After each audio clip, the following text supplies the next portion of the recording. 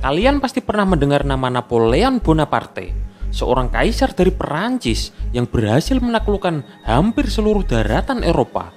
Kemampuan perang Napoleon serta pasukannya benar-benar menjadi momok yang sangat menakutkan bagi lawan-lawannya.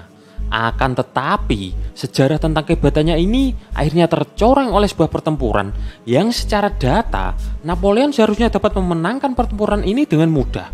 Karena Napoleon menang jumlah pasukan serta didukung oleh kemampuan perang pasukannya yang harusnya jauh lebih kuat daripada pasukan lawan. Akan tetapi kenyataannya malah berbanding terbalik. Puluhan ribu pasukannya tewas di tempat. Dia pun bertekuk lutut dan akhirnya diasingkan. Dan pertempuran tersebut pun menjadi pertempuran terakhirnya. Dan kalian tahu siapa Biang Kerok, kekalahan kaisar dan panglima perang yang sangat hebat ini? Menurut beberapa ahli, Biang Kerok dari kekalahan Napoleon dalam perang tersebut tak lain dan tak bukan adalah Gunung Tambora yang ada di Sumbawa, Indonesia. Karena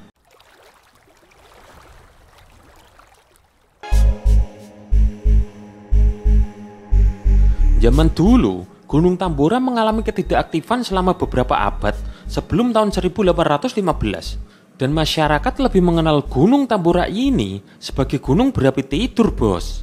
Jadi, walaupun sudah gak aktif selama beberapa ratus tahun, akan tetapi masyarakat waktu itu tahu bahwa gunung ini menyimpan potensi letusan yang luar biasa yang sewaktu-waktu bisa terjadi, bos. Pada tahun 1812, kaldera Gunung Tambora mulai bergemuruh dan menghasilkan awan hitam, bos. Artinya, pada tahun 1812 ini, Tambora sudah menunjukkan tanda-tanda bahaya, bos. Dan pada tanggal 5 April 1815, letusan terjadi. Diikuti dengan suara gemuruh yang terdengar dari Makassar, Sulawesi, bahkan Jakarta, dan hampir seluruh pulau Jawa, bos. Suara guru ini berlangsung terus-menerus, bos. Dan bahkan pada tanggal 10 November 1815, suara guru ini terdengar sampai ke Pulau Sumatera, bos. Jadi, hampir seluruh area Indonesia itu dapat mendengar suara guru ini dengan sangat jelas, bos. Dan uniknya nih, bos, suara gemuruh pertamanya ini mirip suara meriam, bos. Sampai sebuah detasemen tentara bergerak dari Yogyakarta karena mereka mengira pos terdekat mereka diserang, bos. Dan puncaknya, pada pukul 7 malam tanggal 10 April, letusan gunung ini makin kuat, bos. Gunung ini berubah menjadi aliran api besar. Batuan apung dengan diameter 20 cm mulai menghujani pada pukul 8 malam, diikuti dengan abu pada pukul 9 sampai 10 malam. Aliran lava panas mengalir turun menuju laut di seluruh sisi semenanjung, memusnahkan desa Tambora, bos. Ledakan besar terdengar sampai sore tanggal 11 April. Abu menyebar sampai ke Jawa Barat dan Sulawesi Selatan, bos. Bau nitrat tercium dari Batavia atau Jakarta dan terjadi hujan deras disertai abu, bos. Dan akhirnya bencana ini berangsur mereda antara tanggal 11 dan 17 April 1815, bos. Letusan Tambora ini sangat dahsyat, bos. Bahkan 4 kali lipat lebih kuat daripada letusan Gunung Krakatau pada tahun 1883. Abu letusannya pun nyampe ke Makassar, bos. Dan Gunung Tambora ini sebelum meletus merupakan salah satu gunung dengan puncak tertinggi di Indonesia, bos, dengan ketinggian 4.300 meter.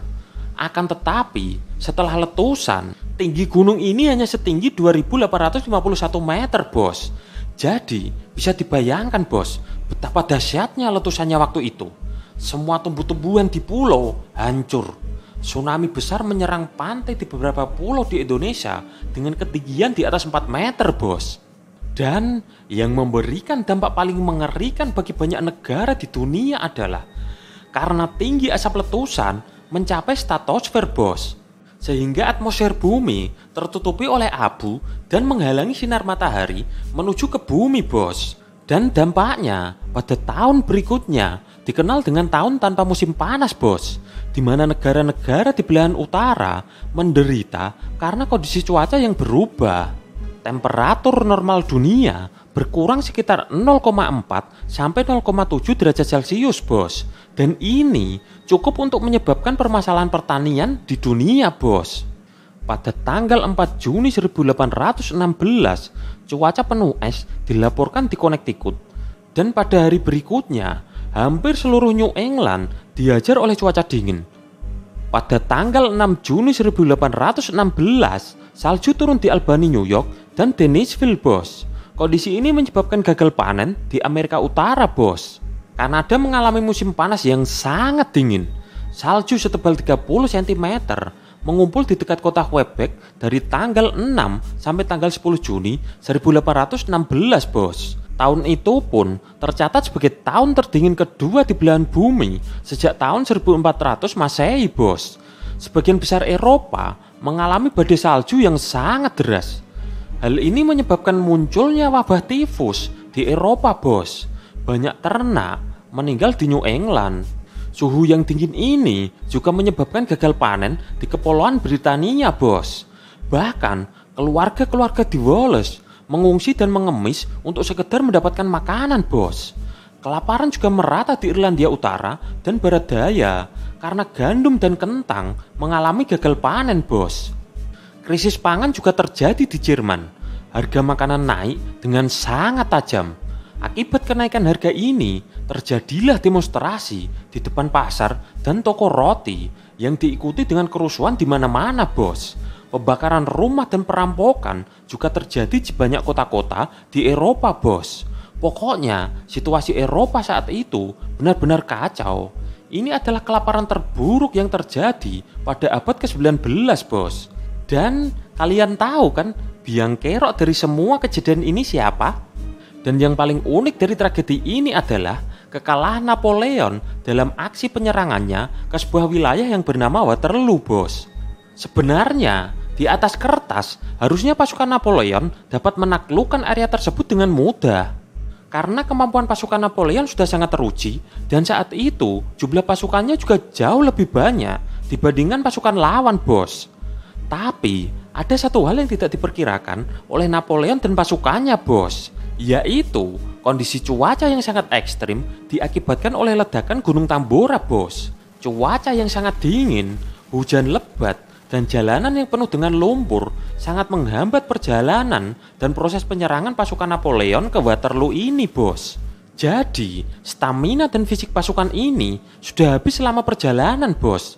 Ditambah lagi, keputusan Napoleon untuk menunda penyerangan selama beberapa jam untuk menunggu medannya agak kering agar dapat dilalui terbukti berakibat fatal, bos. Karena pihak lawan keburu mendatangkan pasukan bantuan sebelum Napoleon maju untuk menyerang, bos. Jadi, pasukan Napoleon yang kelelahan secara fisik melawan pasukan lawan yang masih fit dan dibantu oleh bala bantuan membuat pertempuran ini benar-benar tidak imbang, bos. Pasukan Napoleon pun dibantai dengan sangat mengenaskan oleh pasukan lawan. Akhirnya mereka pun kalah. Dan ini menjadi pertempuran terakhir Napoleon sebelum mundur dari posisinya sebagai kaisar. Bahkan pada akhirnya dia pun diasingkan sampai akhir hayatnya, bos.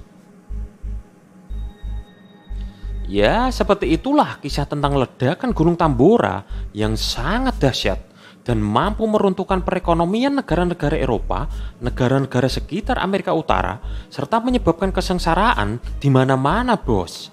Bagaimana pendapat kalian tentang bencana ini? Silahkan tuliskan pendapat kalian di kolom komentar. Makasih banget kalian sudah nonton video ini sampai di menit ini, bos. Kalian luar biasa. Dan kalau kalian suka video ini, jangan lupa like, share, dan subscribe agar tidak ketinggalan dengan video-video kami berikutnya, bos. Sampai ketemu lagi di video Ikin Production selanjutnya.